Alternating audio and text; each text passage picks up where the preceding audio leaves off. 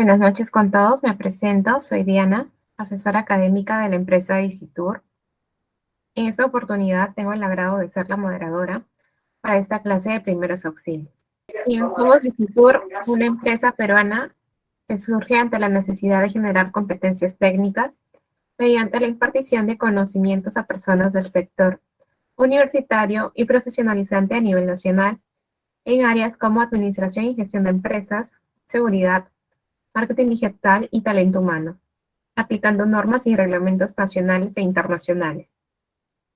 Promovemos la excelencia e innovación de los procesos de gestión y programas de capacitación para que contribuyan al crecimiento y desarrollo sostenible de la actividad empresarial del país. El ponente del día de hoy será el doctor Pedro Reina Bautista, médico ocupacional y auditor médico, socio adherente de la Asociación Latinoamericana de Seguridad y Salud en el Trabajo, ponente en el Tercer Congreso Internacional de Primera Respuesta a Emergencias y Desastres.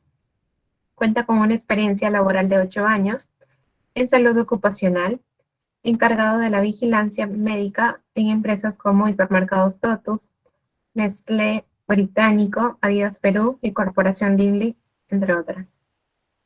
Es egresado de la Maestría en Salud Ocupacional por la Universidad Autónoma Gabriel René Moreno de Bolivia.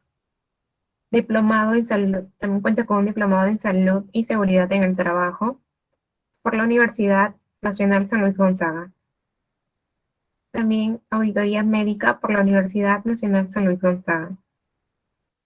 El temario del día de hoy será: ¿qué son los primeros auxilios? Protocolo PAS. Manejo de la persona accidentada, manejo de urgencias y emergencias, entre ellas desmayo, convulsiones, atragantamiento, golpes y fracturas, trauma ocular, heridas, quemaduras y lesiones eléctricas. Y por último se verá lo que es RCP. Ahora sí le doy paso al ponente para que pueda comenzar con su explicación. Listo, muchas gracias. Buenas noches a todos. Muy bien, vamos a ver un poco de información sobre los primeros auxilios y qué es lo que todo esto abarca. Bien, lo primero que debemos tener en cuenta y debemos tener claro siempre es que los primeros auxilios son un tratamiento inmediato y provisional a la víctima de un accidente o de una enfermedad repentina. Bien, en el mismo lugar donde ocurren los acontecimientos. Todas estas atenciones, los primeros auxilios siempre van a ser brindados antes de que la persona sea atendida o trasladada a un centro o establecimiento de salud. Bien, los primeros auxilios tienen, por supuesto, objetivos y el principal siempre es el conservar la vida. Además de esto, está también el evitar complicaciones, ya sea del accidente o de la enfermedad que acaba de ocurrir. También el objetivo de ayudar a la recuperación de la persona y, por supuesto, el de asegurar el traslado para una atención ya más profesional. Muy bien, los primeros auxilios los vamos a brindar normalmente frente a situaciones de urgencias o emergencias, ¿bien? Y es importante que antes de pasar a explicar todo lo que tiene que ver con primeros auxilios, sepamos reconocer la diferencia entre una urgencia y una emergencia. Bien, ¿cuál es la diferencia? Las urgencias son situaciones repentinas, por supuesto, que no ponen en riesgo la vida de la persona.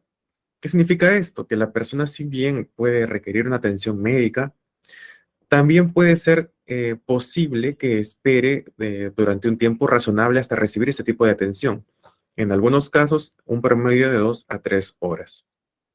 En el caso de las emergencias, también son situaciones repentinas, sin embargo, en las emergencias sí hay un riesgo alto en cuanto a la vida de la persona.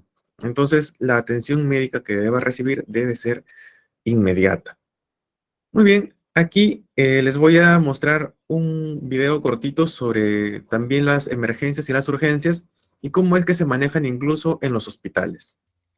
Hola, soy la licenciada Oyola y hoy vengo a explicar cómo se gestiona el área de emergencias.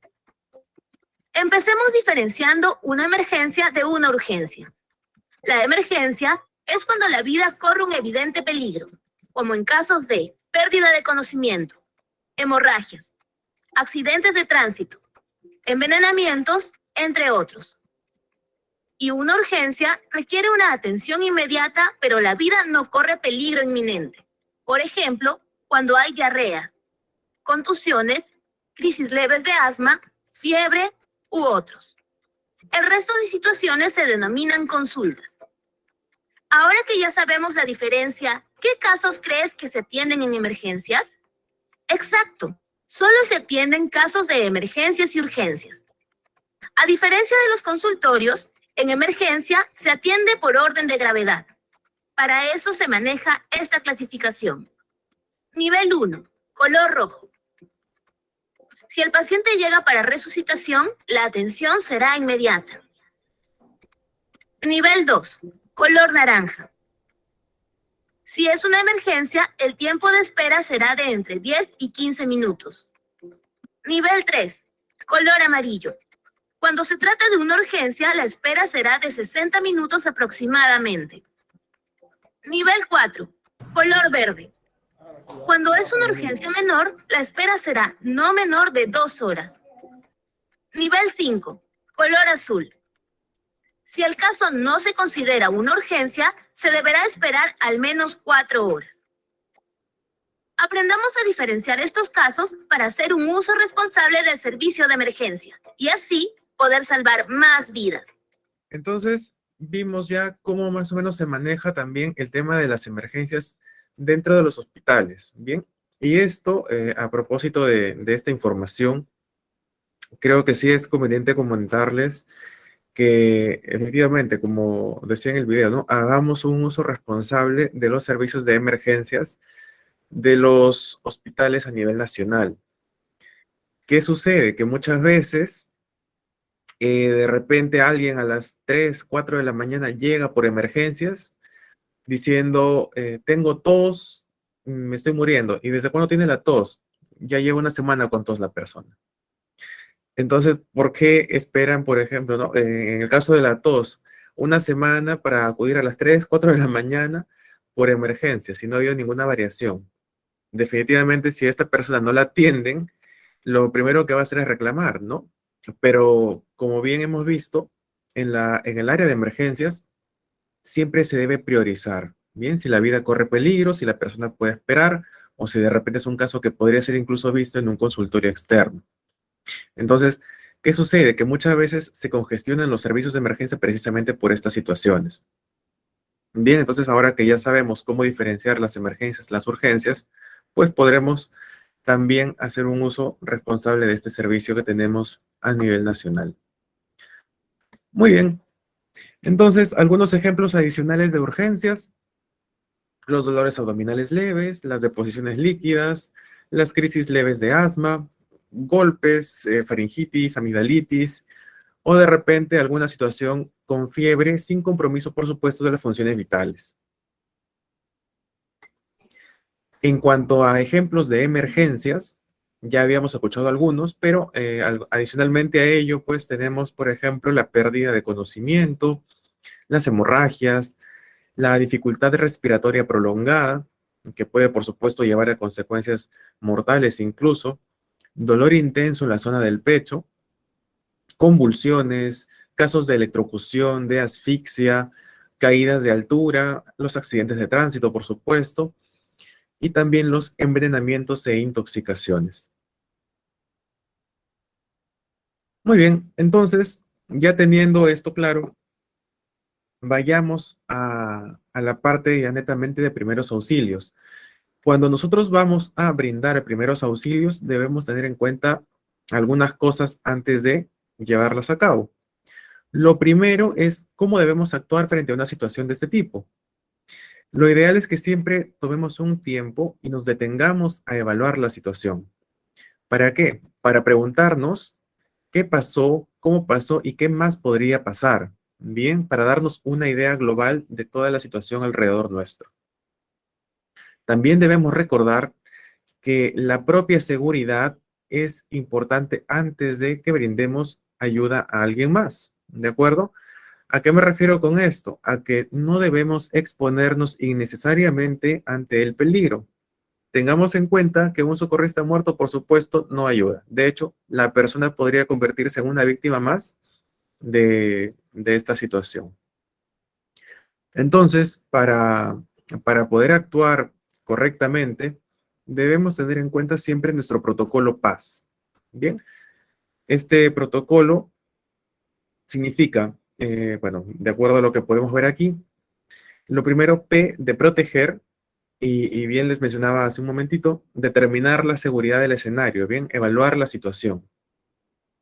La A significa avisar. ¿A quién vamos a avisar? Bueno, pues dependiendo de dónde nos encontremos, podremos de repente avisar a nuestro sistema de emergencias a través del SAMU o de repente a los bomberos. O si estamos dentro del trabajo, por ejemplo, daremos aviso a nuestras jefaturas, a las áreas de seguridad y salud o de repente al área que haga, pues, que sea, perdón, responsable de la activación de los servicios de emergencia. Y finalmente la S de socorrer. ¿A quién vamos a socorrer? Por supuesto que a la víctima. Bien, entonces el protocolo PAS nos pone un poco en orden la forma en la que debemos actuar, que es por supuesto la más adecuada si queremos pues protegernos a nosotros y por supuesto proteger a la persona que ha sufrido la enfermedad o accidente de manera repentina. Bien. Muy bien, aquí ya un poco más de información sobre nuestro protocolo PAS y empezamos por supuesto con la P de proteger. ¿Qué vamos a proteger? Ya decíamos primero nuestra seguridad y por supuesto el lugar de los hechos.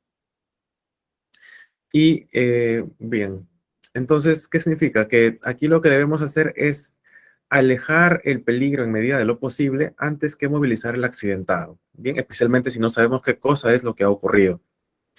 También hay que hacer seguro el lugar de la emergencia. Por ejemplo, en el caso de un accidente de tránsito como el que vemos en la imagen, deberemos colocar nuestro triángulo de seguridad para que para señalizar, ¿bien? Para que las personas que transiten por ahí, ya sea a pie, ya sea en automóvil, pues sepan que ha ocurrido algo, ¿bien? Retirar los peligros, iluminar en caso de ser necesario. Entonces aquí algunos ejemplos de cómo adicionales, de cómo proteger el lugar de los hechos y al accidentado y a nosotros mismos. Bien, en el caso, por ejemplo, de una fuga de gas, lo que habrá que hacer, pues, será primero cortar el gas, por supuesto, evitar encender fuego y muchísimo menos fumar. En el caso de un accidente de coche, bueno, quitar el contacto, aparcar bien, señalizar la zona como estamos viendo en la imagen, para siempre, digamos, hacer visible la situación de emergencia. Y en el caso, por ejemplo, de una electrocución, ahí lo ideal y lo más recomendable siempre será desconectar la fuente de energía eléctrica antes de pasar o proceder a tocar a la persona accidentada. Bien, ahora vamos a la A de avisar. Deberemos avisar a nuestros servicios de socorro, a nuestros servicios de urgencias, y debemos tener en cuenta siempre la información que vamos a brindar para que nosotros podamos recibir la ayuda y obviamente, bueno, la persona accidentada o en situación de enfermedad repentina. ¿Qué información debemos brindar nosotros a un servicio de socorro? Lo principal, el lugar exacto de los hechos, bien, para que puedan ubicarlo de manera precisa. También informar sobre el tipo de accidente que ha ocurrido, o sea, si es un accidente de tránsito, si ha sido una caída, no sé, de 3, 4, 5 metros, si ha sido, no sé, un incendio, un caso de electrocución. También será importante, si es que los hubiera, pues comunicar el número de heridos y en qué situación se encuentran. Y sobre la situación, pues ya vamos a ver un poquito más adelante cómo determinarla. Bien, identificarse también es importante. Recordemos, por supuesto, que una llamada anónima en la vida va a inspirar confianza y podría ser tomada incluso como una broma, como una llamada falsa, y la ayuda de repente pues nunca llega. Bien. Y después de identificarnos, de haber mencionado todos los datos, los puntos que acabo de comentarles, recién ahí podemos colgar. Bien. Esto va a garantizar que la ayuda que llegue directamente al punto y preparada ya para la atención que debe brindar. Y finalmente la S, nuestro protocolo PAS de socorrer, y es aquí ya cuando vamos a aplicar nuestros conocimientos. Bien, lo principal y algo que debemos tener presente todos los que en algún momento vayamos a brindar primeros auxilios es que debemos actuar siempre con rapidez, pero con calma. Bien, ¿a qué me refiero con esto? Que de nada va a servir que uno se atolondre al momento de brindar los primeros auxilios porque de repente, uno, si la persona está consciente, el accidentado está consciente, ve a una persona asustada, en cara de crisis, que se acerca a brindarle ayuda, caray, de repente la víctima pues entra en crisis también y se asusta más y no va a colaborar con la función de los primeros auxilios. Bien, entonces muchas veces al desesperarnos o al querer brindar la ayuda más rápido, de repente nos confundimos o no hacemos las cosas bien y podemos por ahí caer en algún caso que agrave la situación. Entonces, si bien es necesario actuar con rapidez, también es importante que actuemos con calma y pensando bien las cosas. Bien, entonces debemos actuar, por supuesto, siguiendo también un orden de prioridades. Ya recordamos que el objetivo principal o primordial de los primeros auxilios es salvar la vida, conservar la vida de la persona y evitar que se agraven las lesiones. Bien. Luego de ello, deberemos realizar las maniobras de primeros auxilios, por supuesto, encaminadas a evitar cualquier tipo de lesión y que sean lo más sencillas posibles. Bien, recordemos que probablemente las personas que vayan a brindar los primeros auxilios no son necesariamente médicos o personal de salud. Y pues esta parte ya de atención médica mayor, pues habrá que dejarla para el momento del establecimiento de salud o cuando lleguen los servicios de urgencias, ¿no? Que ya pueden ser enfermeras, médicos, paramédicos. Como norma general, aquí al momento de socorrer, lo importante es no inmovilizar al accidentado porque no sabemos, bueno, o de repente probablemente no vayamos a saber, si es que nos encontramos de pronto en la calle, qué es lo que ha ocurrido. Bien, y aquí les pongo un ejemplo importante. Si una persona, imagínense, que cayó de 3 metros, pero claro, nosotros no nos enteramos, simplemente la encontramos tirada en el suelo y vemos que la zona es insegura, pues trataremos de repente de retirarla. Pero si ha caído de espaldas de a una altura de 3 metros, podría haber sufrido una lesión de columna. Imagínense que arrastremos a una persona por el suelo, que una persona que tenga algún tipo de lesión en la columna, alguna fractura en las vértebras. Obviamente la situación se va a agravar exponencialmente. Entonces, es por eso que como norma general se recomienda no movilizar a la persona y si hubiera que hacerlo, siempre moverla en bloque. Bien. Y por supuesto, organizar. Bien, organizar, ¿y a qué me refiero con esto? A alejar a las personas curiosas y ser claros dando instrucciones. ¿Qué pasa? Si alguno de ustedes en algún momento va a brindar primeros auxilios y de pronto se encuentra en la calle o de repente incluso en el trabajo, lo primero que se va a encontrar es que de pronto va a estar rodeado de personas que están ahí solamente mirando. Y probablemente si es que en algún momento ustedes han presenciado un accidente, ya sea incluso en la calle, habrán visto que la gente empieza a acumularse alrededor de la víctima y no hacen nada, simplemente están ahí mirando sin generar mayor beneficio. Entonces, la persona que vaya a brindar los primeros auxilios tiene que empoderarse y saber también alejar a los curiosos y darles instrucciones, ¿bien? Si es una persona accidentada, definitivamente, pues quien vaya a brindar los primeros auxilios tendrá que decir, por favor, retírense o abran espacio. Acaba de ocurrir un accidente y necesitamos que corra aire, necesitamos oxígeno, ¿bien? Y ser claros también al momento de dar instrucciones. La persona, ya les decía yo, que vaya a brindar los primeros auxilios tiene que estar completamente empoderada en esta situación, ¿bien? Y va a tener toda la autoridad, por supuesto, de agarrar a la primera persona que ve y decirle, tú, tal persona, llama al 106, llama al 116, al SAMU, a los bomberos, y solicita una ambulancia, ¿bien? ¿Qué pasa si la persona que va a brindar los primeros auxilios lanza al aire el mensaje de que alguien llame a emergencias, que alguien llame al SAMU? Créame que nadie de esas personas que están ahí rodeando de mirones van a hacer nada. ¿Por qué? Porque todos van a pensar, ah, no, va a llamar a la otra persona o va a llamar esta persona. Y al final nadie va a llamar a nadie. Entonces, es importante sí que se haga, se haga una instrucción clara al momento de solicitar la ayuda. Muy bien, entonces, ya pasando al manejo de la persona accidentada, debemos saber que en primeros auxilios hay unos principios básicos, y ya se los comentaba, este es el primero: mantener la serenidad, pero actuar con rapidez. Bien. Asegurarnos, por supuesto, de que no existan más peligros. Examinar detenidamente el accidentado, y aquí hago un paréntesis para comentarles que ahí tenemos dos tipos en realidad de evaluación: la evaluación primaria y la evaluación secundaria. Bien, un poco más de información en las diapositivas siguientes. Y bueno, otro de los principios es cuidar al máximo el manejo del accidentado. Bien, no mover a la persona hasta que se le estabilice. También debemos empezar siempre por lo más urgente, y si hay más personas accidentadas, pues tendremos que buscar a la que se encuentre más grave y empezar por ahí. Es importante también tranquilizar a la persona accidentada. Ya les decía que si una persona accidentada nos ve llegando a nosotros con tensión, con cara de estrés, con cara de preocupación, con cara de se va a morir, obviamente la persona accidentada va a perder 100% la confianza y simplemente se va a dejar llevar por lo que está ocurriendo. Entonces, es importante que tranquilicemos al accidentado.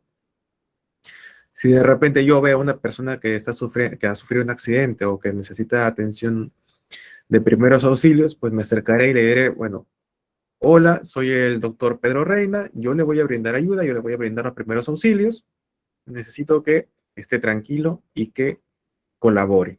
Bien, entonces ustedes cuando vayan a brindar primeros auxilios, pues deberán hacer precisamente lo mismo: hacerle saber a la persona quiénes son, empezando por ahí, y que ustedes van a brindarle primeros auxilios y que por supuesto requieren de su colaboración. Con esa seguridad, la persona accidentada o víctima de enfermedad repentina, pues obviamente va a tomar las cosas desde otro punto de vista y se va a sentir también segura. Bien, y muchas veces eso es precisamente lo que hace falta para que los primeros auxilios pues puedan ser brindados de manera correcta y ser completamente efectivos. También será importante mantener caliente a la persona, evitar que pierda calor, energía.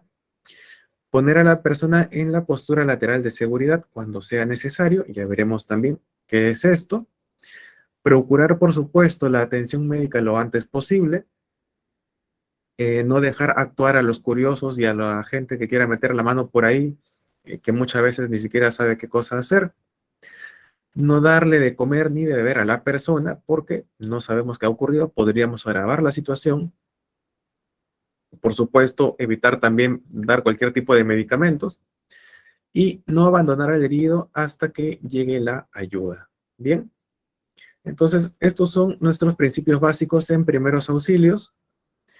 Vamos ahora a ver en qué momentos ya podríamos movilizar a la víctima, a la persona. Bien, si vamos a trasladar, o sea, si vemos, si hay evidencia de que el área en la que se encuentra la persona es insegura, pues habrá que moverla a un área segura. La movilización, por supuesto, deberá ser, como les decía hace un momento, de preferencia en bloque, ¿de acuerdo? Si es que no sabemos especialmente qué es lo que ha ocurrido. Si de repente vemos que la persona, la víctima, está boca abajo y no responde, pues habrá que colocarla, por supuesto, boca arriba. ¿Bien? Si de repente vemos que la persona tiene secreciones abundantes o de repente hay vómito, ya pues secreciones, por secreciones me refiero a sangre incluso, o de repente vómito, habrá que colocar a la persona en posición lateral de seguridad. Bien, la posición lateral de seguridad es la que tenemos aquí en esta imagen, que consiste básicamente en extender una de las extremidades superiores, cruzar la otra y girar a la persona sobre el brazo y pierna extendidos. Bien, ¿cuál es el objetivo de esto? Que si la persona tiene secreciones abundantes o vómito, no se ahogue con sus propias secreciones, con sus propios fluidos. Bien, la idea es que en esta posición se mantenga permeable, abierta la vía respiratoria de la persona y que no se agrave de repente con un caso de asfixia. Bien, Y si de pronto encontramos a una persona con signos de shock, de repente una persona que sufrió una hemorragia, de repente se puso pálida, se vino abajo, pues ahí habrá que hacer un poquito de elevación de piernas para que la sangre, obviamente por gravedad, se dirija hacia los órganos más importantes y por ellos me refiero al cerebro, corazón. Bien. Listo. Entonces ya les decía que en primeros auxilios, por supuesto, deberíamos hacer dos tipos de evaluación. Tenemos la evaluación primaria y la evaluación secundaria. Bien, empezando por supuesto con la primaria, debemos saber qué cosa es lo que vamos a buscar. Bien, qué cosa es lo que vamos a explorar. Lo primero será comprobar el estado de conciencia de la persona. Si de repente vemos que hay una persona accidentada, pues nos acercaremos y lo primero que haremos será pues hablarle, ¿no? A ver, preguntarle si nos escucha, señor, señora, señorita, ¿me escucha? Si responden, en buena hora, si no responden, habrá que pasar ya a ver si hay respuesta a algún tipo de estímulo. Normalmente estos estímulos suelen ser estímulos dolorosos para saber si hay respuesta a ellos. Lo clásico y creo lo más práctico que podrían hacer es con el nudillo de su dedo medio hacer presión en el esternón, en este huesito que tenemos justo en el pecho, en medio del pecho, hacer presión ahí, bien, con cierta intensidad.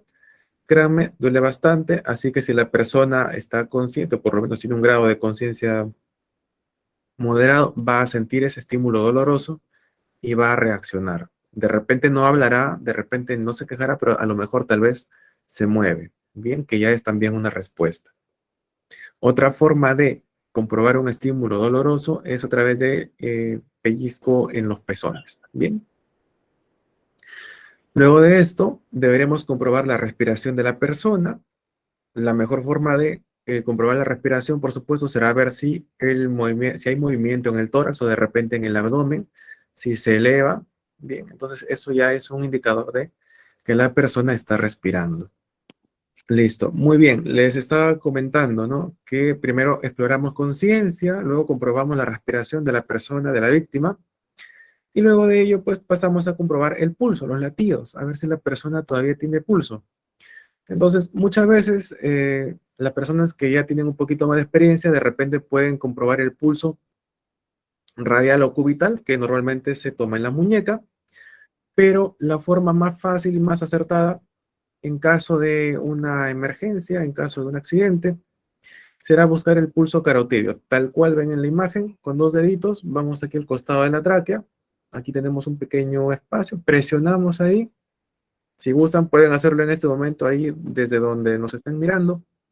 Y al momento de presionar van a empezar a sentir que hay ahí una fuerza, los latidos, el pulso carotídeo. Bien, ese es un gran indicador de que la persona, por supuesto, tiene el corazón en funcionamiento. Y finalmente, deberemos, por supuesto, buscar posibles hemorragias. Bien. ¿Cómo buscamos las hemorragias? Bueno, empezamos haciendo un chequeo visual desde la cabeza hasta los pies. Si hay algo muy evidente, pues ya pasaremos a otro punto, pero lo básico que debemos evaluar en el caso de la evaluación primaria es esto, ¿no? La conciencia, la respiración, el pulso y la presencia de alguna posible hemorragia. Bien, ¿qué es lo que debemos hacer ya en el caso de brindar primeros auxilios si tenemos a una persona que se nos desmaya?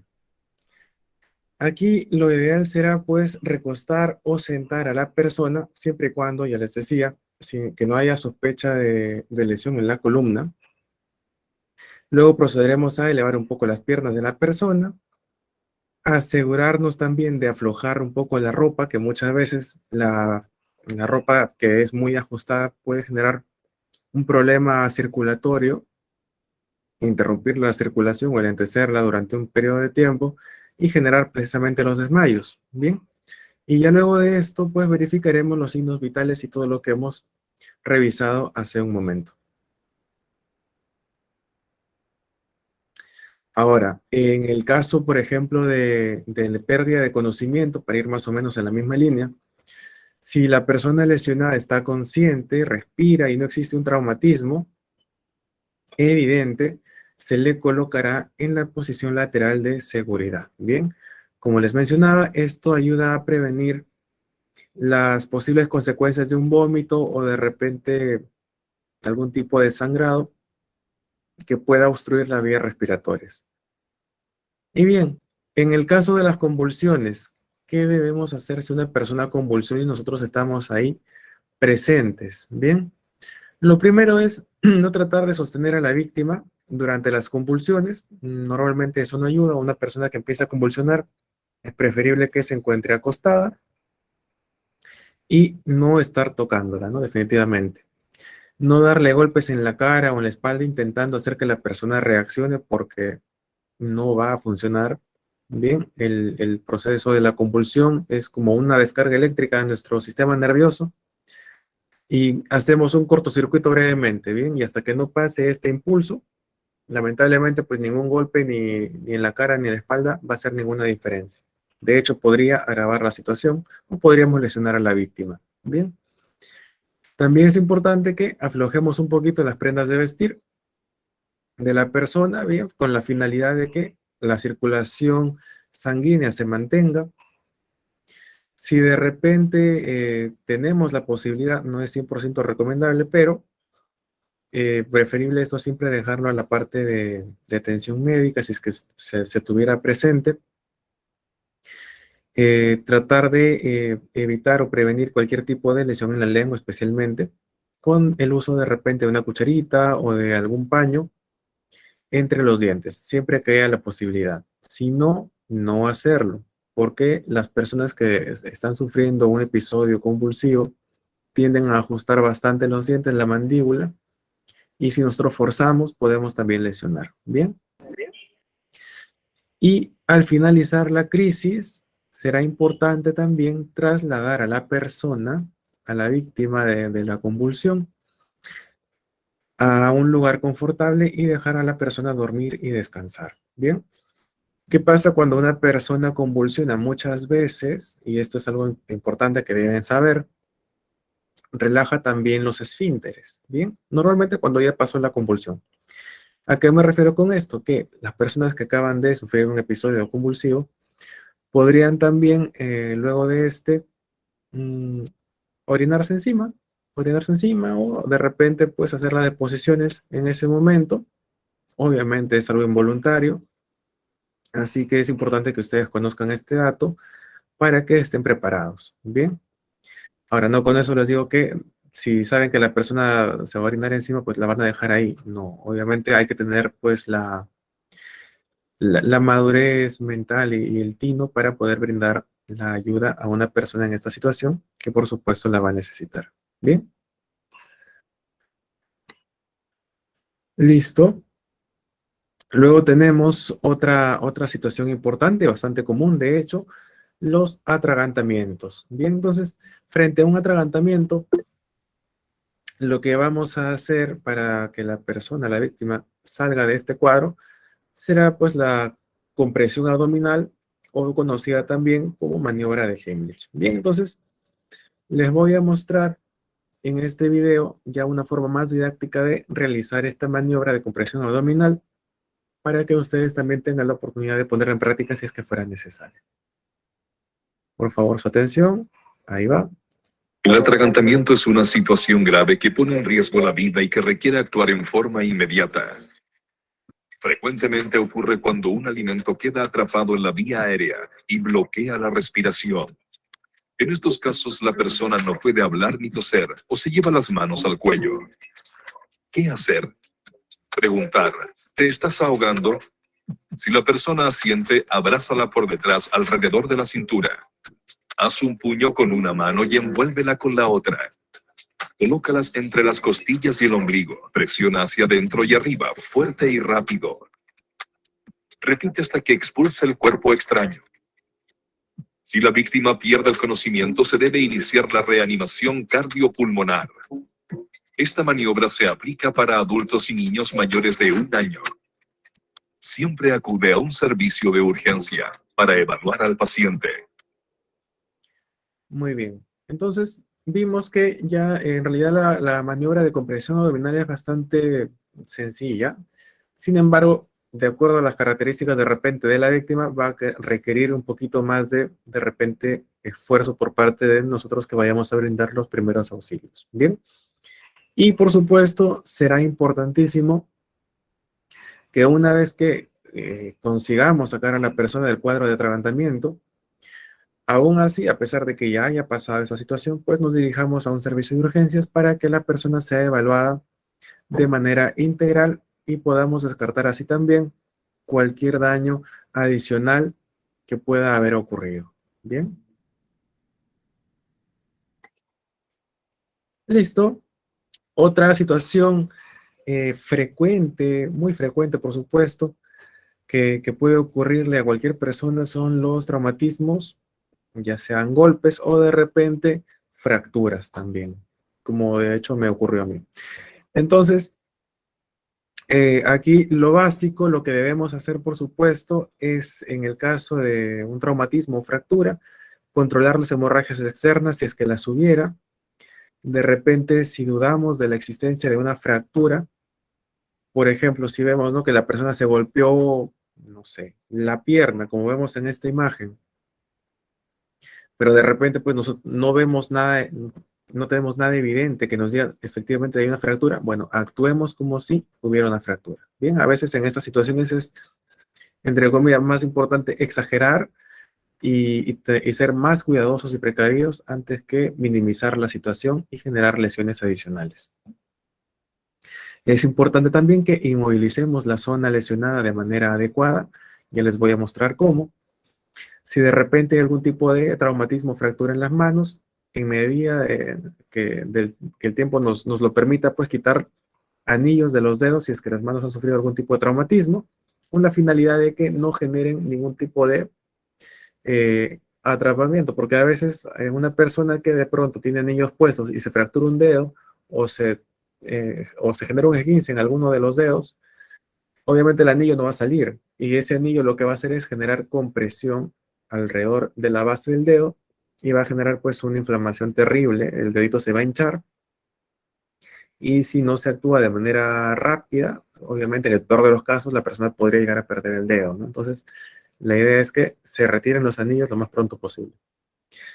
Y por supuesto, habrá que valorar la deformidad también de los miembros, ya sea superiores o inferiores, como pues comparando entre ambos miembros, ¿no?, con el miembro opuesto. Y en caso de que fuera necesario, pues habrá que cortar la ropa de la persona. Entonces, para hacer un poco más didáctica esta parte de la capacitación, les voy a mostrar un video adicional que muestra cómo debemos actuar ya con imágenes, por supuesto, frente a una situación de este tipo. Bien, su atención, ahí va. ¿Qué hacer en caso de luxación, esguince o fractura? Los accidentes pueden ocurrir en cualquier situación, y si bien muchas veces no suelen tener mayores consecuencias, en ocasiones pueden causar lesiones graves en un músculo, hueso o articulación.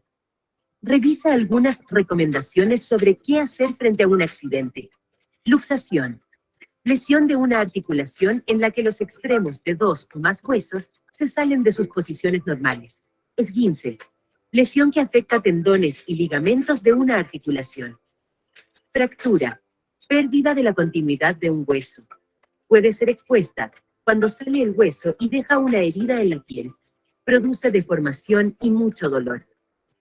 Recomendaciones. Si sospechas de una lesión grave en un músculo, hueso o articulación, inmoviliza la parte lesionada.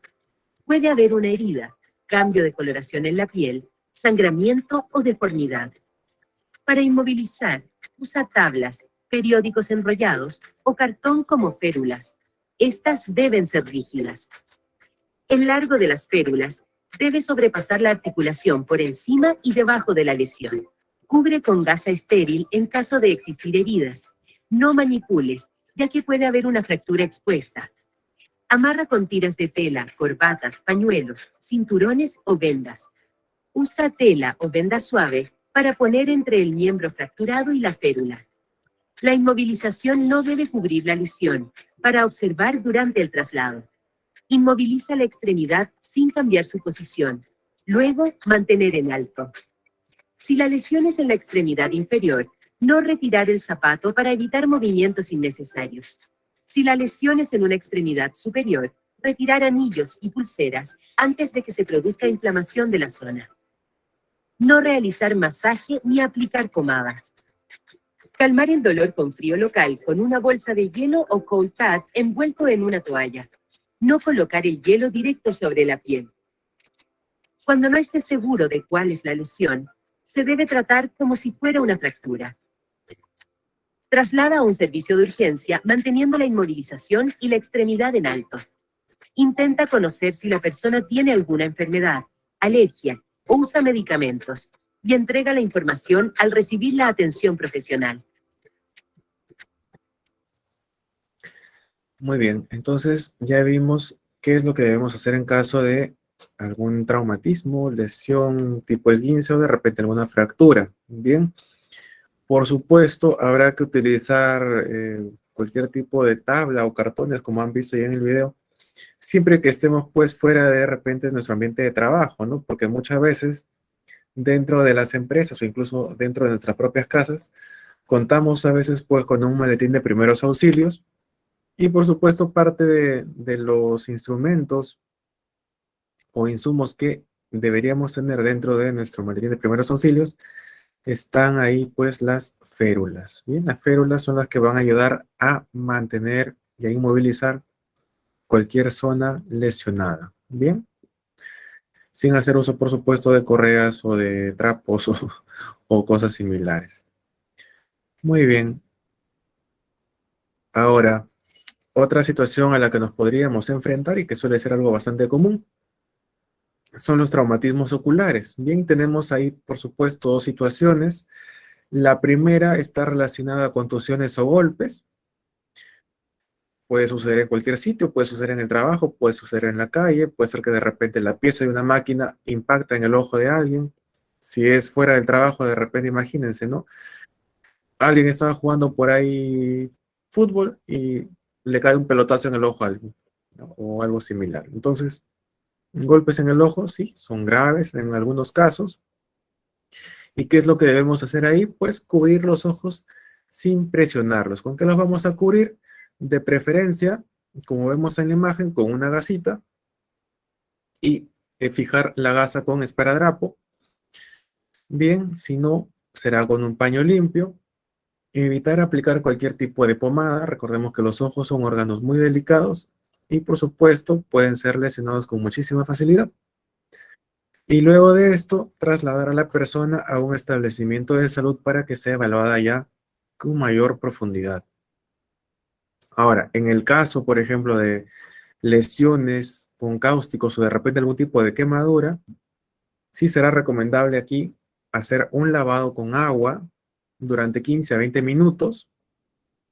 De hecho, aquí en esta imagen que vemos a la derecha, se está utilizando un frasquito que es un dispositivo para lavar el ojo de manera directa, que muchas veces pues contiene simplemente agua limpia o de repente en algunos casos pues cloruro de sodio. Luego de esta limpieza, es importante cubrir con apósitos de gasa sin comprimir, así como en el caso de las contusiones. No aplicar ninguna pomada una vez más y trasladar a la persona a un centro de salud, a un centro hospitalario, para que reciba una atención ya más especializada. Bien, evitemos aplicar gotas, evitemos aplicar cremitas, porque no sabemos qué efecto podrían tener, especialmente si la persona ha sufrido algún tipo de quemadura. Bien. Luego, tenemos también otra situación, algo bastante frecuente que sucede dentro y fuera del trabajo, las heridas. Bien, tenemos 4 tipos de heridas aquí en estas imágenes. Tenemos las heridas cortantes, que ocurren pues con objetos punzocortantes, como por ejemplo pueden ser cuchillos, pueden ser de repente navajas, un cúter, una tijera. Tenemos heridas punzantes, como vemos aquí en la segunda gráfica, que ocurren definitivamente pues con objetos que tengan punta. Aquí en la foto vemos ahí una mano perforada con un destornillador. Tenemos también las heridas abrasivas, que son los clásicos raspones, que probablemente nos hayamos hecho todos en algún momento de niños. Y las heridas contusas, ¿no? Que debido a la intensidad del golpe, de la contusión, pues se pierde la continuidad de la piel y se genera una herida abierta. Entonces, lo básico que debemos hacer en caso de tener una herida, para brindar ayuda, lo primero que debemos hacer es cubrir la herida para detener el sangrado, especialmente si son heridas en las manos o si son heridas de repente en la frente, en la cara. Bien, ¿qué pasa con las manos? ¿Qué pasa con la cara? Que son zonas muy vascularizadas. Hay mucha sangre, mucha vascularización corriendo por ahí. Y por supuesto, aunque la herida sea pequeña, el sangrado va a ser muy escandaloso. Y eso también es lo que genera que muchas personas pierdan un poquito la concentración ahí y les genere cierto shock, cierto impacto, ¿bien? Pero tranquilidad ante todo.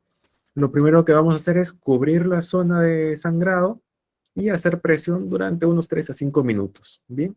Créanme que a pesar del tamaño que pueda tener la herida, nuestro cuerpo maravilloso va a mandar ahí nuestras plaquetas para que se vaya formando un tapón, un coágulo, y vamos a favorecer a esta formación del coágulo para evitar que el sangrado continúe. Bien, entonces una vez ya detenido el sangrado, es importante que lavemos con abundante agua y en el caso de tener de repente supervisión médica por ahí o a que alguien conozca un poco del tema, pues podría ser de repente conveniente aplicar una crema antibiótica. Muy bien, obviamente es una crema para evitar cualquier tipo de infección bacteriana y cubrir posteriormente a ello con una gasa estéril de preferencia para que ya luego de esto la persona sea trasladada a un establecimiento de salud. Ahora, antes de continuar, sí es importante aquí, especialmente en el caso de las heridas, recordarles que nuestra seguridad es primero. Bien, recordemos el protocolo PAS. En el caso de una herida, de repente no estamos en una zona insegura, pero tomar las precauciones para nosotros también es importante, ¿bien? Entonces, antes de ayudar a alguien y entrar en contacto con una persona, deberemos protegernos. ¿Cómo? Primero, pues, nuestra mascarilla es importantísima, la usaremos de todas maneras, y nuestros guantes, ¿bien? Nuestros guantes de látex, antes de entrar en contacto con los fluidos de una persona, ya sea sangre, orina, vómito o cualquier otro tipo, ¿de acuerdo? Muy bien. Luego, otra situación muy frecuente también son las quemaduras. Y las quemaduras tienen una graduación también. Aquí tenemos en la imagen los 3 grados de quemaduras. El primer grado son las más simples, las más leves. Y es característico, por ejemplo, de apreciarlas cuando nos exponemos mucho al sol durante el verano en la playa y la piel se nos pone roja como un tomate. Bien, a veces no pasa de un enrojecimiento y eso es una quemadura de primer grado. La zona solamente se siente rojita, caliente y nada más. Luego tenemos las quemaduras de segundo grado. En las quemaduras de segundo grado, como pueden ver en la imagen, empiezan a aparecer ya ampollitas. Bien, las ampollitas se llenan de un líquido que es parte de nuestro cuerpo. No es un líquido dañino, sino que está ahí para protegernos. Bien. Y las quemaduras de tercer grado son ya, por supuesto, más severas, más complicadas y tienen una característica muy particular y es que a veces no generan dolor. Bien, ¿por qué? Se preguntarán ustedes si una quemadura más severa no genera ningún tipo de dolor. Pues bien, porque cuando ya la quemadura genera tanto daño en la piel, muchas veces compromete incluso los nervios. Bien, entonces los nervios son los que van a llevar las sensaciones de dolor a nuestro cerebro para que nosotros podamos sentir y reaccionar. Pero si estos nervios están destruidos, obviamente no va a haber ningún tipo de señal ni alerta a nuestro cerebro y es como que no vamos a sentir nada. Y para poneros un ejemplo clarísimo de esto, es que en una empresa tuvimos una situación de quemadura. Una señorita metió la mano de buena voluntad y descuido, por supuesto, a una máquina que estaba siendo reparada. ¿Y qué pasó? Que metió la mano y le cayó una barra metálica, una barra de acero, que estaba a una temperatura de 200 grados Celsius. Entonces, obviamente, aparte del golpe que le pegó en la mano, le generó una quemadura bastante importante. La piel al momento quedó prácticamente blanca, obviamente una lesión más profunda, pero curiosamente la señorita decía, no me duele, simplemente me da como cosquilleo, como hormigueo. Bueno, pues ese cosquilleo, ese hormigueo que ella sentía era la lesión de sus nervios y que realmente pues de poco a poco iba perdiendo la sensibilidad. Entonces, evidentemente eso fue una quemadura de tercer grado, requiere incluso un injerto para su recuperación, pero es el ejemplo que les mencionaba, ¿no? Las quemaduras a veces más severas son las que menos dolor van a generar. Entonces, ¿qué debemos hacer frente a una quemadura, una quemadura en general?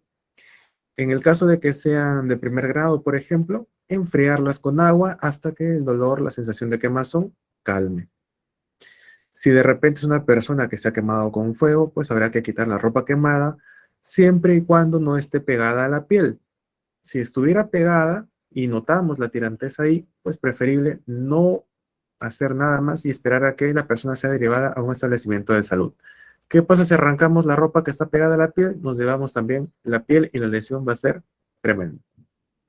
Evitemos aplicar hielo de manera directa a la zona quemada. El hielo también genera quemaduras por frío. Entonces, preferible no hacerlo. No reventar las ampollitas en el caso de las quemaduras de segundo grado. Ya les mencionaba que ese líquido ahí está protegiendo. Si nosotros pinchamos la ampollita y sacamos todo el líquido, muy bien, se desinfla la ampolla, pero dejamos también ahí una puerta abierta para que ingrese alguna bacteria, algún virus, un parásito, un hongo. Y la piel que está debajo de esa ampollita, obviamente está el rojo vivo, ¿bien? Y está susceptible de sufrir daños mucho más severos como las contaminaciones con microorganismos. Luego de ello, pues deberemos idealmente cubrir la quemadura si tenemos paños, si tenemos gasas, idealmente pues con ello, hasta que la persona pueda ser trasladada a un establecimiento de salud. Y en el caso de las quemaduras pequeñas, lo que sí pueden hacer es aplicarles compresas de agua fría, ¿bien? Las quemaduras pequeñas me refiero a quemaduras de primer grado, ¿bien? Las que son normalmente generadas por el calor. Podemos aplicar compresas de agua fría y con esto reducir las molestias que generan, ¿bien? Recordemos, sí, que después de cualquier quemadura será recomendable trasladar a la víctima a un establecimiento de salud para una evaluación más profunda. Una pregunta, ¿por cuánto tiempo se tiene que echar, por ejemplo, si una persona se quema, ¿por cuánto tiempo tienen que echar el agua? ¿El máximo 5 o más? Va a depender mucho del tamaño de la quemadura, bien, del área quemada, pero normalmente se recomienda que se aplique el agua fría hasta que el dolor disminuya. Obviamente el umbral del dolor puede variar de persona a persona. De repente a una persona con 3-5 minutos de agua fría a chorro le va a calmar. De repente algunas personas requieren un poquito más de tiempo. Bien, pero normalmente es hasta que la sensación de molestia empiece a disminuir. Disculpe, Bien. consulta. Usted hablaba de gasas. ¿Qué tipo de gases son? Porque ahora existen las gasas parafinadas, por ejemplo, que son usadas para quemaduras en este caso, porque antes se usaba la sulfadicina de plata primero y luego la gasa. Así es, así es. Bien, si ustedes tienen de repente a la mano las gasas parafinadas, perfecto, pueden aplicarlas como primera medida sobre la zona quemada. Bien, en el caso de no tenerlas, podrán aplicar la otra técnica, ¿no? De utilizar las gasas comunes y corrientes nada más. Si tienen su silverdiazina, que es, bueno, puede ser una crema, o de repente rifocina, que muchas veces vienen en spray, que son medicamentos, antibióticos en ambos casos, pueden aplicarlos y luego cubrir con una gasa común y corriente, obviamente una gasa estéril de preferencia, y trasladar recién a la persona. Bien, pero depende mucho también de la situación en la que se encuentren, ¿no? De repente en casa pueden tener la facilidad de tener estas gasas parafinadas o en el trabajo, pero hay personas que a veces no las tienen. Entonces, lo más básico es simplemente cubrir la quemadura con gasa de todas maneras y trasladar. Bien. Listo. Siguiente situación para primeros auxilios, lesiones eléctricas. Bien, una persona electrocutada va a tener, aparte de ser un riesgo, porque podría pegarnos un choque si es que no tenemos las precauciones necesarias, va a sufrir varios tipos de lesiones. Bien, en esta imagen tenemos ya prácticamente todos los ejemplos de lo que puede llegar a sufrir una persona que ha sufrido una descarga eléctrica. Normalmente hay siempre un punto de entrada, una quemadura de entrada y una quemadura de salida. La corriente eléctrica no se queda en el cuerpo de la persona, siempre busca su desfogue. Bien, entonces genera quemaduras, número uno. Además de eso, una descarga eléctrica puede generar también pérdida de la conciencia, pérdida del conocimiento, problemas de visión, parálisis muscular, puede generar dificultad respiratoria, puede generar que la lengua de la persona se inflame y obstruya las vías respiratorias, puede generar alteraciones en la presión arterial, de hecho puede dispararla. Si la persona cae, obviamente pues puede sufrir una fractura incluso, y en algunos casos puede llegar a generar problemas también cardíacos. Bien, entonces ahí es cuando vienen las situaciones más complicadas, ¿bien? Porque una descarga eléctrica intensa puede generar un paro cardiorrespiratorio y ahí es cuando se debe proceder ya a brindar otro tipo de ayuda. Con esto me refiero al RCP, ¿bien? Entonces, en caso de lesiones eléctricas, lo principal es no tocar a la víctima y cortar, sí, de todas maneras, la fuente eléctrica, ¿bien? No retirar o no intentar retirar la fuente de electricidad de repente con objetos o un palo o cualquier cosa, porque podríamos salir también lesionados, ¿bien? Y lo que les mencionaba al inicio, la electricidad produce desde quemaduras leves hasta paro cardiorrespiratorio. Entonces, una vez ya eliminada la fuente eléctrica, nosotros, de acuerdo a las lesiones que podamos evidenciar, brindaremos los primeros auxilios, ¿bien? Si es una quemadura, pues quemadura. Si de repente es un paro cardiorrespiratorio, pasaremos a brindar RCP y de hecho también vamos a ver un poquito de eso en esta presentación. Muy bien. El RCP significa reanimación cardiopulmonar y es una técnica que se utiliza netamente para salvar vidas y es muy útil en muchas situaciones de emergencia. Por ejemplo, los ataques cardíacos, un cuasi ahogamiento, de repente, lo que les mencionaba al inicio, ¿no? Las situaciones de emergencia, un ahogamiento por inmersión, en los que la respiración o los latidos del corazón pues se ven afectados, se ven detenidos. Bien. Si tienen miedo de hacer RCP o no están seguros de cómo hacerlo, pero tienen una noción, preferible intentarlo. Bien, de todas maneras, porque la diferencia entre hacer algo y no hacer nada puede salvar la vida de una persona. ¿De acuerdo? Ahora, sí es importante que antes de lanzarnos a efectuar el RCP, comuniquemos. Bien, recordemos siempre el protocolo PAS. Lo primero será, pues, proteger la zona, protegernos nosotros. La de avisar, comunicar también a, ya sea ambulancia, ya sea a los bomberos, ya sea a una persona que nos pueda brindar ayuda también. ¿De acuerdo?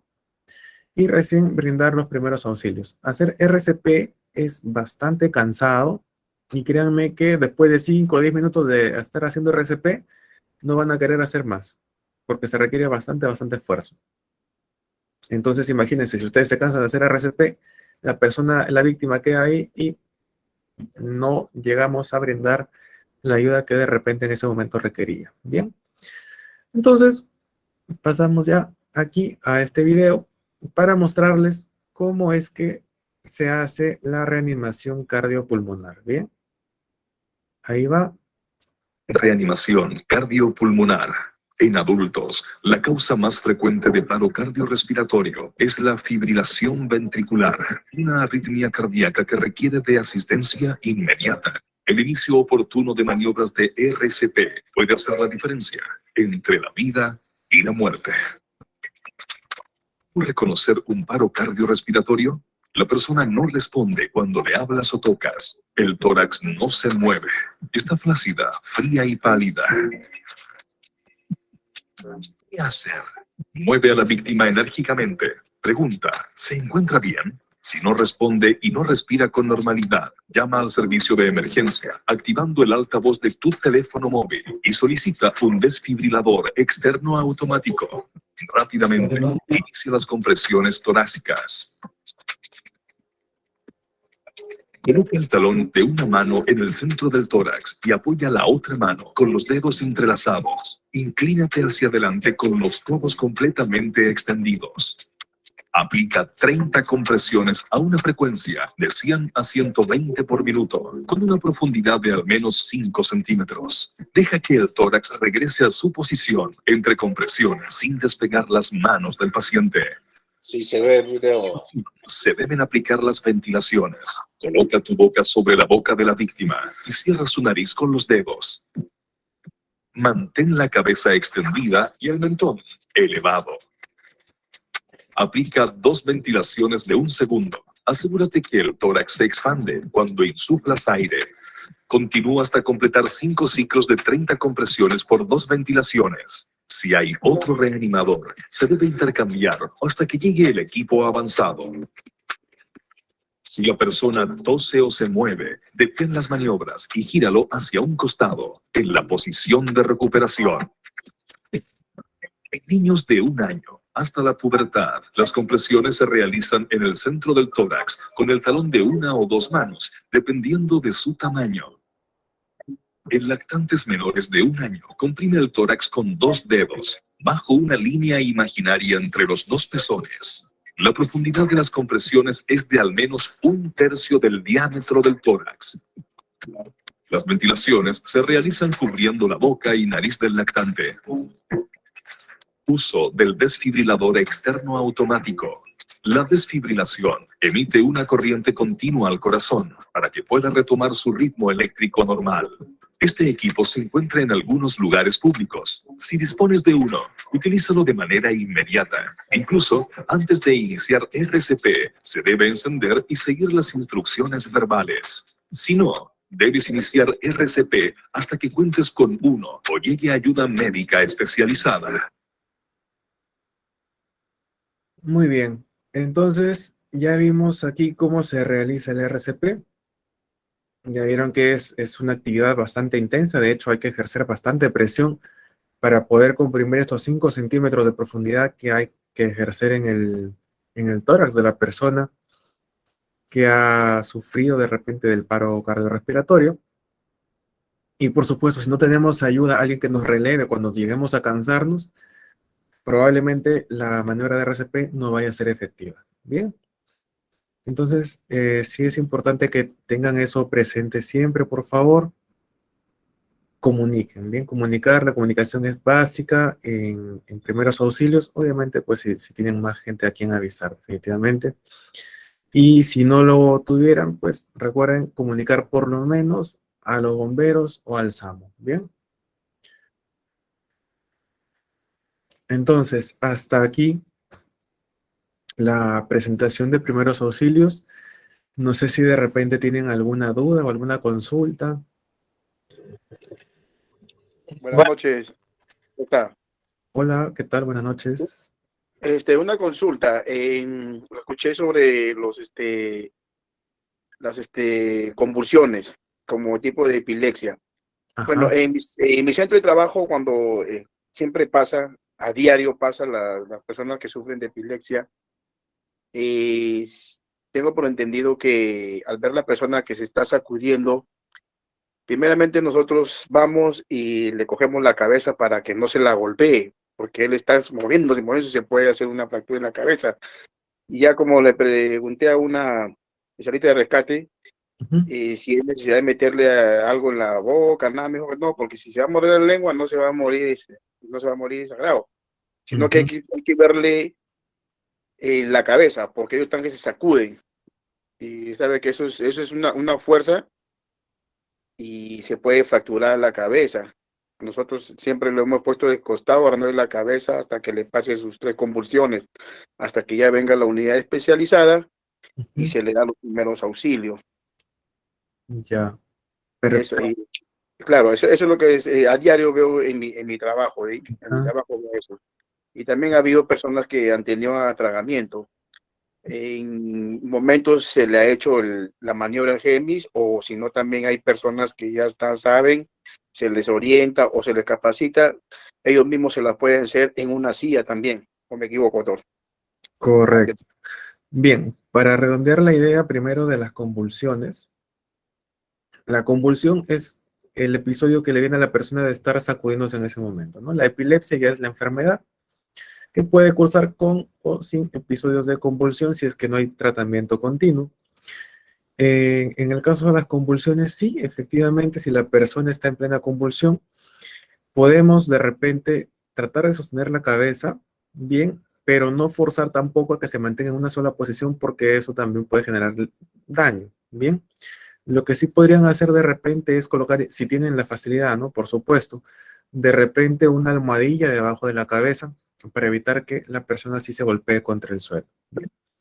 ¿Qué pasa? Muchas veces hay personas que sí sienten cuando les va a venir la convulsión y buscan el lugar más alejado, más tranquilo, más cómodo para acostarse y simplemente ya esperar el momento de la convulsión. Bien, pero hay otras personas a las que no les avise, simplemente se desploman donde estén y empiezan con las sacudidas, ¿no? Entonces, en esos casos sí tener las precauciones, ¿no? Si de repente ahí en su centro de trabajo tienen las facilidades de repente de estar preparados en su maletín de primeros auxilios, perfecto, ¿no? Me parece genial.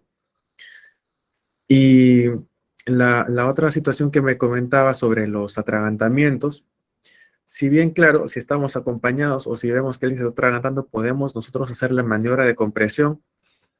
De repente, tristemente, vamos a ser nosotros los atragantados y vamos a hacer nosotros los que debamos hacer, a no hacernos a nosotros mismos la maniobra, ¿no? Entonces, efectivamente, sí, es importante de repente, pues, contar con una silla o alguna estructura sólida, resistente, sobre la cual nosotros podamos descargar nuestro cuerpo, nuestro peso, y hacernos las compresiones con este objeto, ¿bien? Ahora, sí es importante tener en cuenta aquí que debemos evitar, por ejemplo, bordes muy filudos o de repente las puntas de alguna mesa o alguna esquina de cualquier objeto, porque definitivamente eso sí puede generar una lesión mayor, ¿bien? Pero sí, lo de la silla me parece perfectamente válido. Ujú.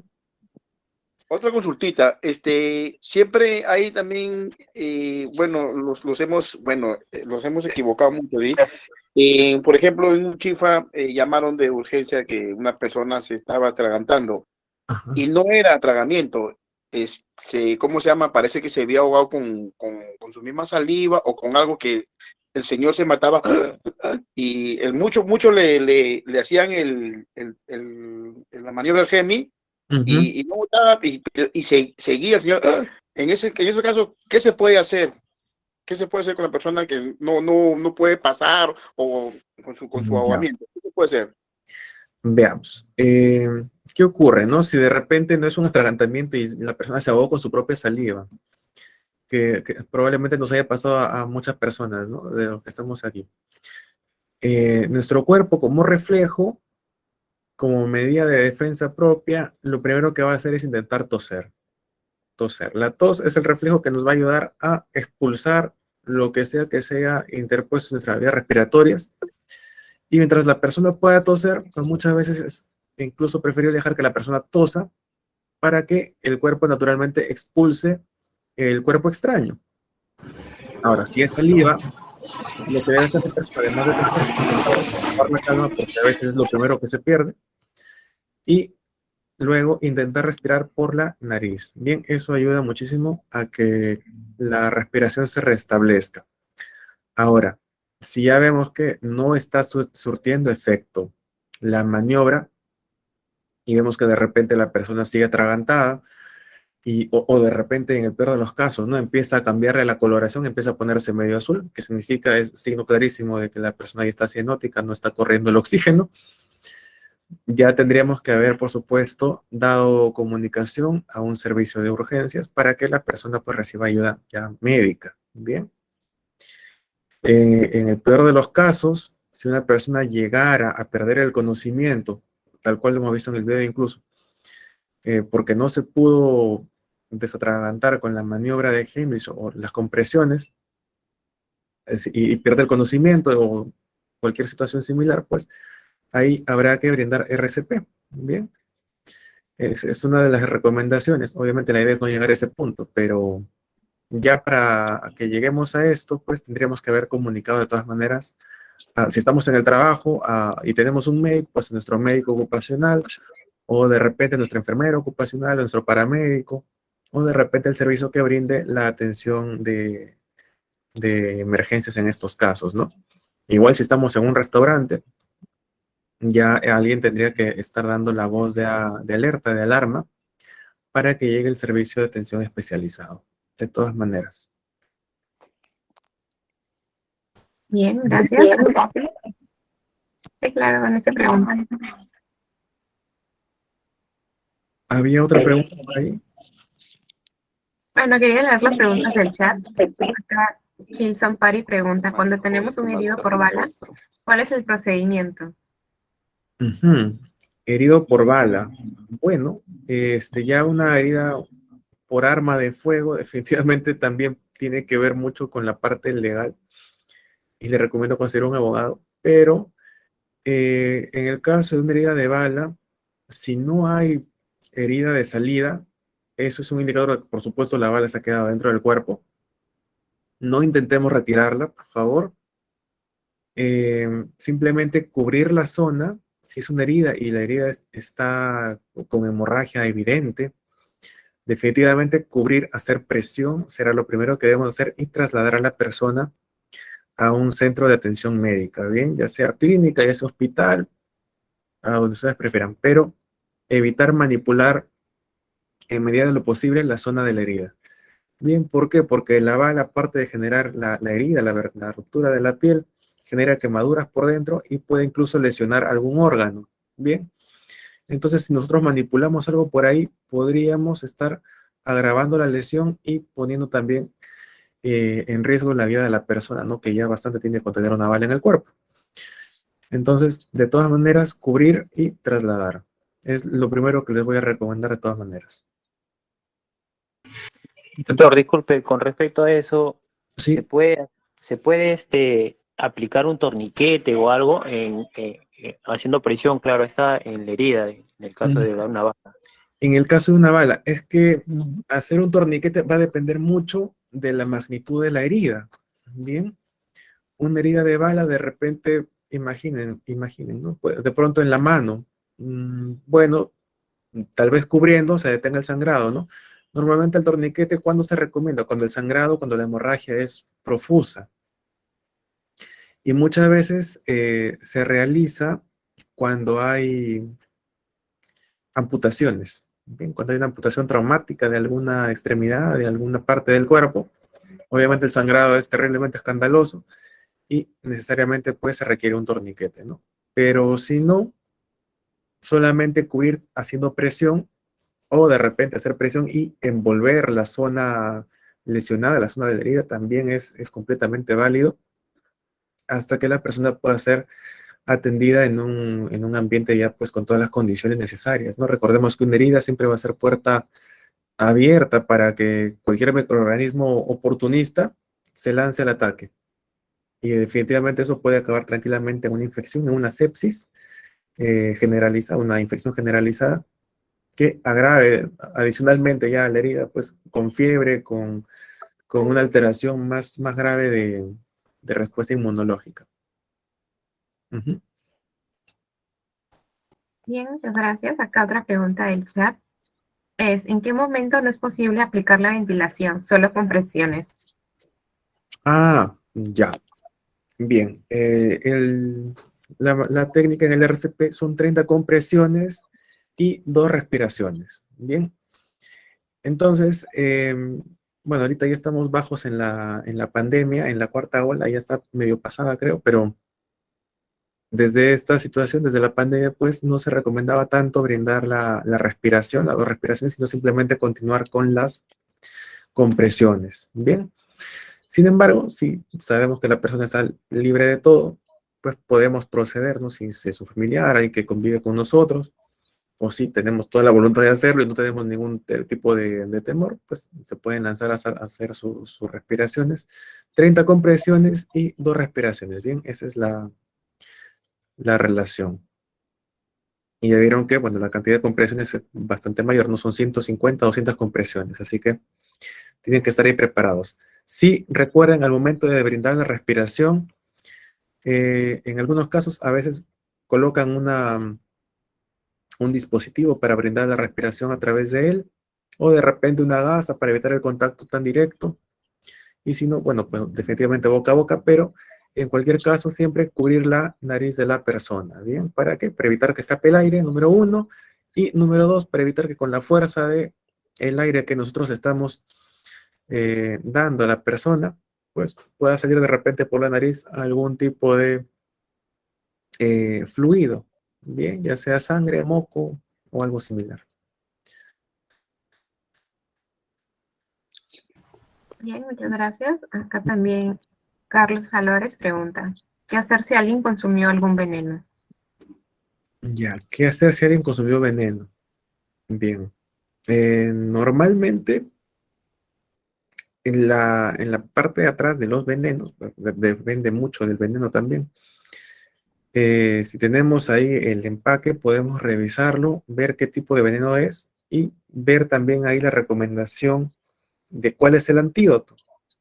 Ahora, de repente no tenemos el dato, no sabemos, y de pronto nuestra víctima está inconsciente, ¿no? Ni siquiera podemos hacerla vomitar. Definitivamente, trasladar a emergencia inmediatamente.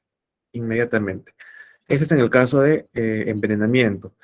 En el caso, por ejemplo, de que una persona haya ingerido algún tipo de sustancia como de pronto lejía, ahí tampoco le recomendaría yo inducir al vómito, sino directamente enviar a la persona por emergencia. ¿Por qué? Porque la lejía va a quemar al ingreso y si hacemos vomitar a la persona va a quemar a la salida. Entonces la lesión va a ser mucho más intensa.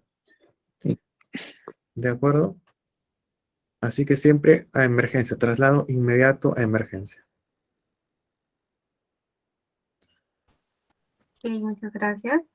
Ujú. ¿Alguna quiere realizar alguna pregunta a través Sí, del micrófono? Claro. disculpe, tengo una pregunta. Hace muchos años atrás venía de estudiar en turno noche y vi a un hombre que estaba tirado en la pista y había gente alrededor de él.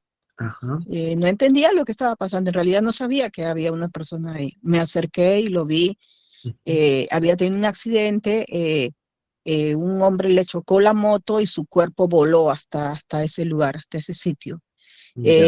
Habían no me di cuenta, yo estaba tan choqueada en ese momento de ver el hombre así, él no tenía sentido, estaba desmayado, estaba botando un poco de sangre por el oído y todos pensábamos que estaba fallecido, ¿no?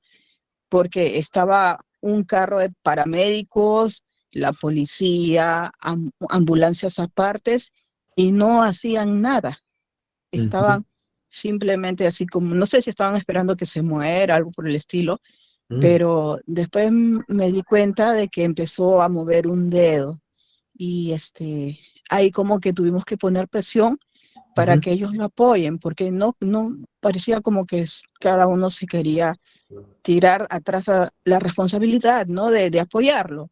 Oh, Yo no entiendo, yo quería saber en el aspecto, por ejemplo, yo sé que eso debe ser bastante responsabilidad, me imagino, para un médico, para la policía, no sé, no entiendo por qué no lo apoyaban si él ni los necesitaba en ese momento, ¿no? No claro, entendí nunca eso. claro, por supuesto. No, es una preocupación que yo comparto realmente con usted. Me parece terrible que a pesar de tener ahí al personal médico, pues no se brindara la atención. Normalmente, cuando ocurre un tipo de accidente de esta envergadura, pues se llama a los servicios de ambulancia que llegan normalmente con paramédicos o de repente personal médico ya netamente y brindan la atención en el punto.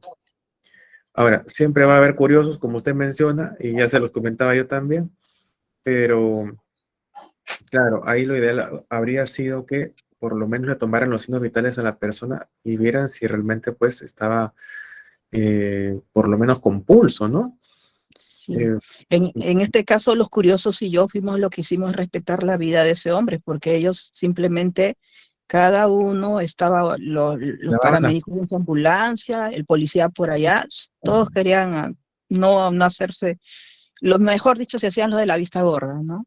En la- este caso, cuando una persona está botando sangre por el oído, está inconsciente, mueve su dedito, es porque todavía es, ¿es reacción del cuerpo o es porque todavía tiene vida, signos de que se le puede apoyar en este caso? probablemente es que esté con vida, ¿bien? Sí, porque Eh, a veces también, sí, porque a veces también cuando una persona está fallecida como que tiene sus últimos, no sé, movimientos, pero yo lo veía que él trataba, con su dedito movía como diciendo auxilio, ayúdenme, ¿no? Y ellos simplemente cada uno se había ido por su lado y no querían tomar la atención del mm, caso. Y como le digo, los que estábamos de ahí tuvimos que hacer ciertamente una revolución para que un montón. ellos, sí, les pusimos presión para que ellos la apoyen, ¿no? Vino otra ambulancia de aparte del Carrión Ujú. y se lo llevó, se lo llevó. Ah, Subieron bueno, 3 personas, incluso, por lo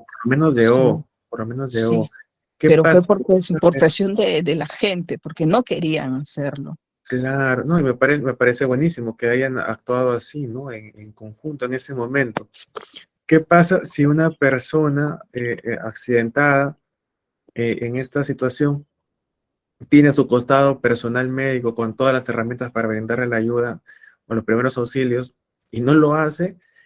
Ahí puede haber ya incluso un tema legal, ¿no? Entonces, la cosa sí se agrava. Si bien es una responsabilidad para el personal médico, obviamente, pues, por ejemplo, ¿no? Pongámonos en la situación. Puede haber un médico en ese grupo de curiosos, pero de repente el médico no tiene las herramientas para brindar ayuda. Difícilmente se podrá llegar a un punto, ¿no? Sin embargo, si hay una ambulancia de por medio y hay personal de salud ahí, ya es otro tipo de situación definitivamente. Ujú, ujú. Totalmente denunciable, por supuesto. Disculpe, yo quería hacer una Buenas pregunta. noches. Sí, buenas noches, hola. Doctor, buenas noches. En el caso de que sufra una persona una picadura por insectos, Ujú. ¿cómo debemos de actuar? A veces siempre he visto y han recomendado de que a veces es bueno succionar el veneno de alguna forma, ¿no? O sea, quisiera saber si eso es cierto o cómo deberíamos actuar. Ya, Gracias. depende, muy bien, depende mucho de la picadura. Bien, si es una abeja, habrá que retirar cuidadosamente el aguijón, limpiar la zona porque definitivamente se va a inflamar y va a doler. Y luego de eso trasladar a la persona a un establecimiento de salud. No sabemos si la persona que haya sufrido la picadura pueda ser alérgica o altamente alérgica, en el peor de los casos, ¿no? A la picadura de insectos. ¿Qué pasa con las picaduras? Normalmente generan una reacción inflamatoria. Si una persona es alérgica, esta reacción inflamatoria va a ser prácticamente a nivel sistémico, o sea, todo el cuerpo va a resonar, no solamente la zona donde ha sufrido la picadura. Y ahí sí podría requerir atención médica de emergencia. Bien, entonces, en cualquier caso, limpieza y traslado. Ahora, en el caso de una mordedura de araña, porque también puede pasar, sí es importante identificar qué araña ha sido. Bien, si tienen la posibilidad de capturar a la araña, llévenla al establecimiento de salud, porque muchas veces depende incluso del tipo de araña para el antídoto. Bien, y eso ayuda bastante, bastante al momento de brindar la atención. En cualquier forma, igual, ¿no? Limpieza de la zona. Si es posible, pueden ajustar levemente los bordes, pero para ello obviamente tienen que estar con las manos completamente limpias, con guantes de ser posible y con la precaución de no generar ninguna lesión mayor, ¿bien? Entonces es por eso que muchas veces lo más recomendable es simplemente limpieza y traslado al servicio de emergencias.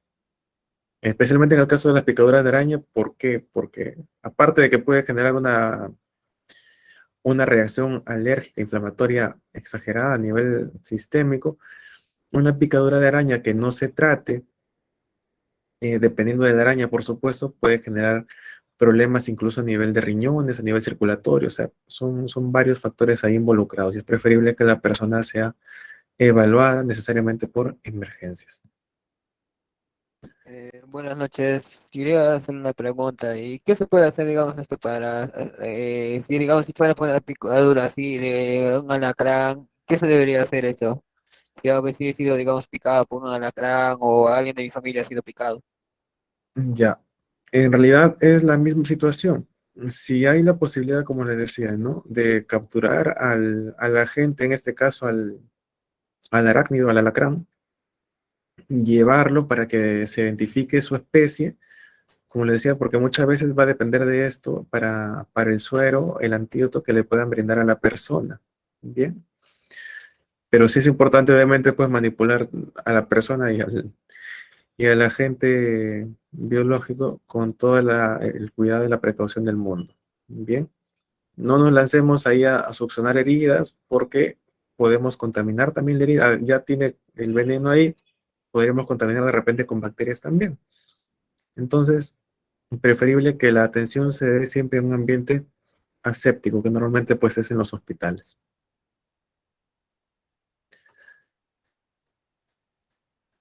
Bien, ¿alguna otra duda? ¿Alguna otra pregunta tal vez por Buenas ahí? noches.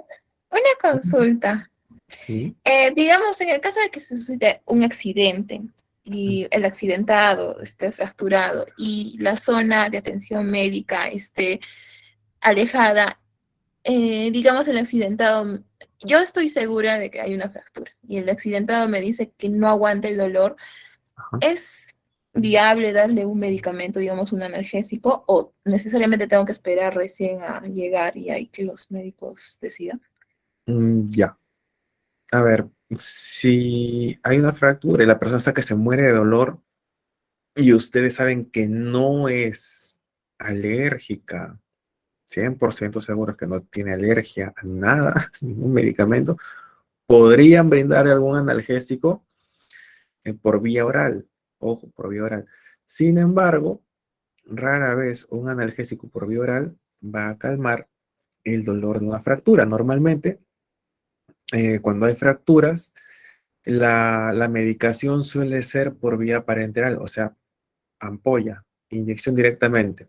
Dependiendo de, podrán hacer algún tipo de infiltración en la zona de la fractura con algún anestésico incluso, o de repente, bueno, por vía intramuscular con algún analgésico potente o por vía intravenosa. Por la vía oral va a tardar muchísimo en hacer efecto, podría ayudar, sí, a reducir ligeramente el dolor, pero probablemente no vaya a hacer mayor diferencia. Bien, igual si tienen la facilidad de hacerlo, y como les digo, no, si saben que la persona no es alérgica a nada, con tranquilidad. Ahora, siempre y cuando sea solamente una fractura, no vaya a ser otro tipo de accidente complicado con una fractura adicional. Entonces ahí ya la cosa puede cambiar también para actuar. Bien.